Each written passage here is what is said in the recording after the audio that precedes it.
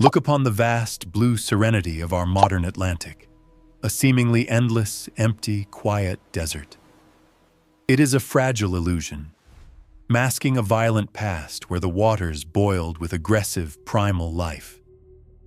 50 million years ago, this ocean was a claustrophobic, churning cauldron of constant, frenzied biological hunger. Here, whales were small, abundant, and desperate, fueling a hierarchy built entirely on massive caloric intake. In this abundance, the Earth forged a predator that defied all biological logic and physical limits. This is not merely a shark. It is the physical manifestation of a warming, dying, abundant world. It watched the currents shift, waiting for the geological clock to signal its rise to dominance. We strip away the layers of time to reveal the terror that once ruled our blue planet. The rules were different here, dictated by the relentless, crushing gravity of a changing, shifting planet. Welcome to the realm of the giant, where the only law was the kill or survive. The stage was set by fire and ice as tectonic plates conspired to rewrite the global map. The closure of the ancient Tethys Sea severed the flow of warm, tropical water across the globe. Then, the isolation of Antarctica began, spinning a new, icy belt around the bottom of the world. This singular, circular current locked the cold away, forcing the rest of the planet to heat up. The tropics expanded, creating a colossal, warm nursery that stretched across the equator, rich with life. A massive explosion of primary productivity followed, turning the oceans into a thick, nutrient-rich, primordial soup. Life began at the bottom, a microscopic foundation that would soon support the weight of a titan. These smaller creatures were the fuel, the caloric currency that paid for the evolution of giants. Every death provided energy, cycling nutrients up the food chain toward an inevitable apex conclusion. Geography forced life into a tight, competitive spiral, demanding larger bodies and more efficient predatory adaptations.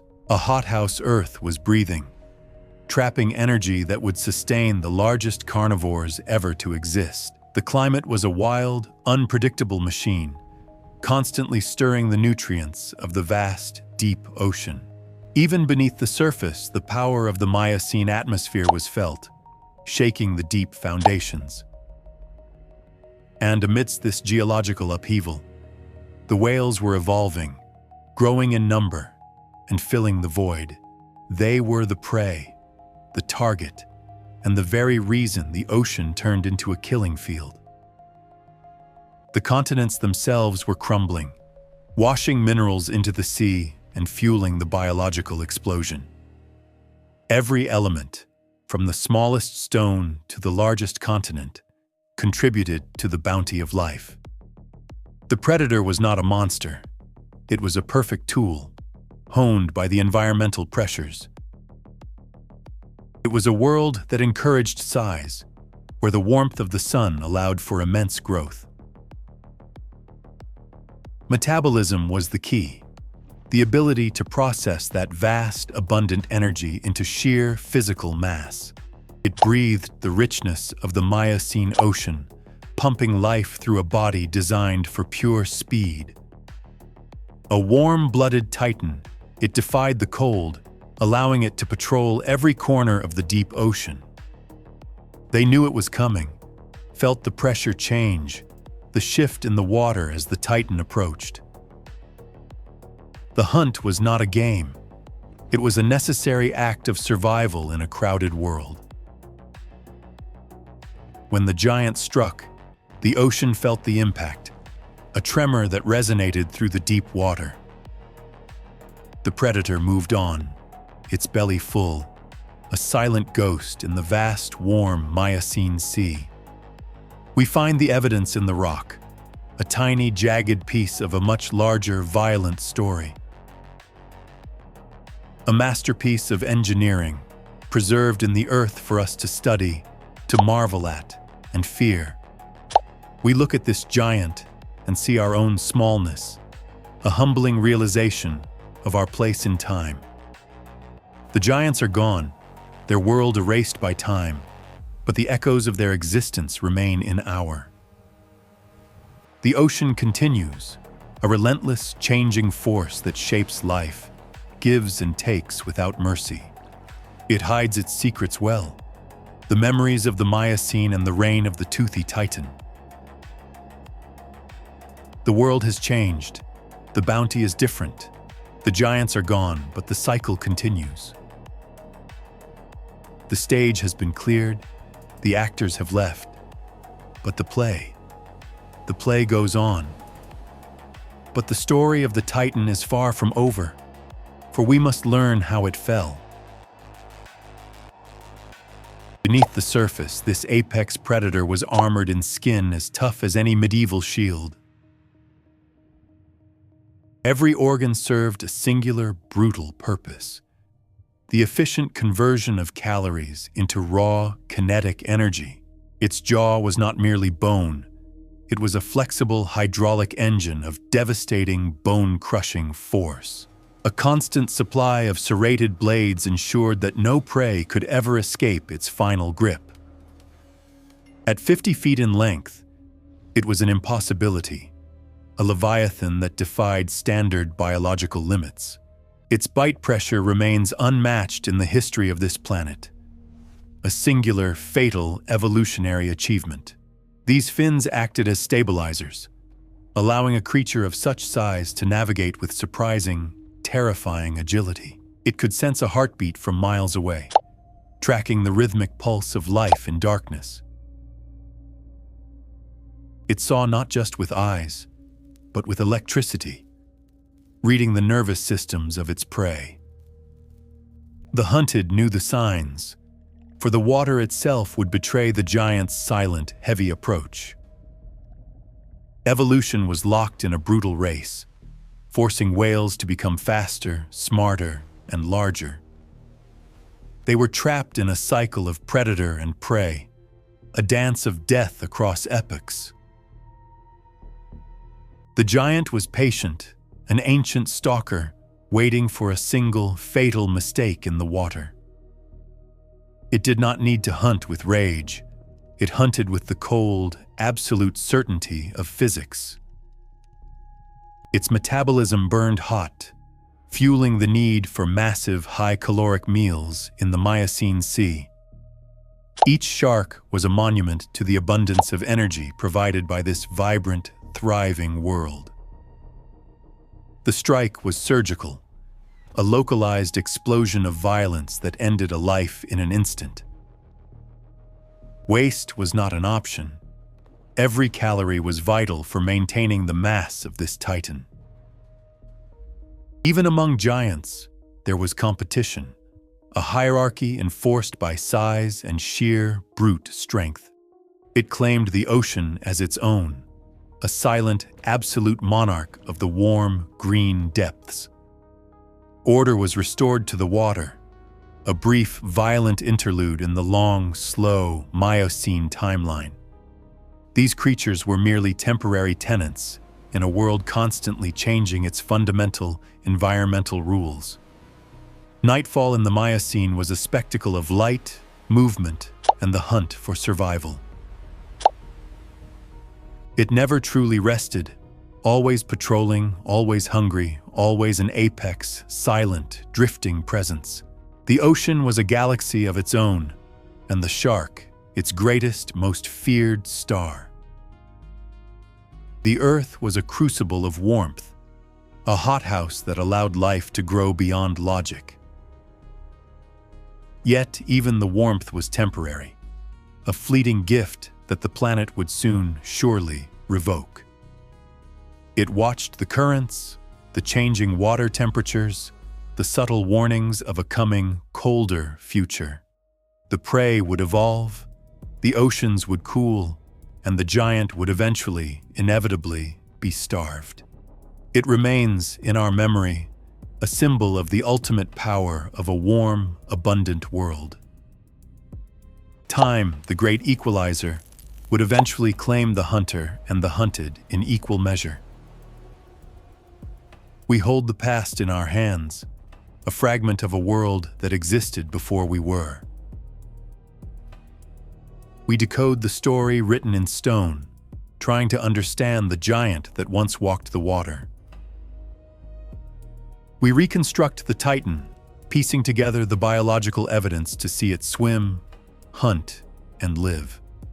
It is a triumph of imagination and science, bringing the past into our digital, current, modern light. We gaze into the eyes of the past and see our own tiny, ephemeral, fleeting existence. The ocean is quiet now, the giants gone, leaving behind only the mystery of their vanished reign. We search the abyss, the dark, unexplored corners, hoping to find a remnant of that ancient, glorious era. But the ocean has moved on. The giants' time is over, and we are left with only ghosts. The ocean holds its secrets, the history of the Titan written in the sediment of the floor. The climate was shifting. The geological stage was tilting, signaling the end of the giant's time. The prey was changing its habits, following the shifting currents, abandoning the giant to its fate. Without the bounty, without the heat, the Titan began to starve, a slow, inevitable, painful decline. It was a tragedy of biology, a giant built for a world that had ceased to exist. It fought to the end, a creature of pure purpose, now defeated by the changing, indifferent planet. The ice was coming, the world was cooling. The age of the giant was finally, quietly, drawing to a close. It returned to the deep, the cradle of its rise, now its final, quiet, peaceful resting place. Here in the darkness, it found rest, a titan among the bones of a world it once ruled. Its story is written in stone, a lesson on the fragility of life in a changing world. But before the end, there was the fall, the catastrophic shift that broke the giant's world. The Earth was once again shifting as the Isthmus of Panama rose from the seabed. This singular geological event blocked the equatorial currents, fundamentally altering the world's entire climate system. The hothouse world was over. The thermostat of the planet had finally, decisively, been turned down. Polar ice began to expand, locking away the heat that once fueled the Megalodon's metabolism. The nutrient cycles slowed, the oceans became less productive, and the food chain began crumbling. The giant found itself in a new reality, an environment that could no longer sustain it. The whales had moved on, following the warmer currents, leaving the predator in the cold. It was a victim of geography, a colossal engine of life starved by a changing planet. The reign of the Titan ended not with a fight, but with a quiet, icy finality. The giant was swallowed by the seafloor, its story written into the silent, shifting, sedimentary record. The ocean adapted, birthing new giants that fed on the smallest creatures in the sea. These modern titans are the inheritors of the cooling sea, peaceful, massive, and highly resilient. The ocean is quieter now, missing the violent, predatory energy of the Miocene epoch. Life persists, finding new ways to flourish in the wake of the giants who vanished. We uncover the fragments of their time, connecting us to the brutal, beautiful, vanished past. We pass by their remains, largely unaware of the power that once ruled the deep. It remains a reminder that we are only the latest chapter in a very, very long book. The ocean continues to turn, driven by the same currents that defined the Megalodon's final hours. We have become the new masters of this planet, shaping the world with unprecedented, rapid speed. But the Earth remains a volatile, changing machine, capable of altering the rules at any moment. We sail over the graveyards of titans, unaware of the immense power that lurks beneath us. The deep remains unexplored, a hidden library of the past, waiting for us to truly understand. The shark survives, an enduring symbol of survival in a world that is constantly, relentlessly evolving. The story of the Megalodon is the story of the Earth, violent, grand, and ultimately ephemeral. It leaves behind a legacy of awe, a testament to the power of nature's relentless drive. What happens when the giants are gone and we are left to inhabit their vast, empty world? We are the witnesses of time, the keepers of the memory of a world we never saw. Does the ocean remember the titans, or does it simply move forward, shedding its past like skin? We are small, temporary, and fragile, living on the surface of a history that is incomprehensibly large. A single tooth carries the weight of 1,000 storms, the life of 1,000 prey. Time is the only constant, the only force that never tires, never sleeps, and never ends. We stand in the presence of the past, acknowledging the giant that once walked the water. It remains a silent sentinel, a guardian of the history we are only beginning to truly understand. The ocean is the stage, the setting, and the witness to the rise and fall of life. And so the giant sleeps, its story written in the sediment of the deep, dark sea.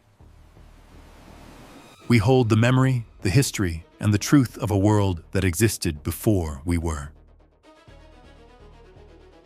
We live on top of their history, unaware of the titans that once roamed our own blue planet. We turn away from the past, toward the future, toward the unknown, toward the endless, open sea. But the echo remains, the resonance of the giant, the memory of the warmth, the life, the hunt, and in the silence of the night, if you listen, you might hear the ocean call. Nature is the architect, and we are but guests in the theater of its grand, ancient design. We must wonder, as the climate shifts again, what new giants will the Earth eventually once create? The play is never finished, for the planet is always changing, always breathing, always inevitably creating life. Giant is gone, but the ocean remains, forever waiting, forever deep, forever truly eternal. Are we the witness, or are we simply the next fleeting, short-lived story of the deep?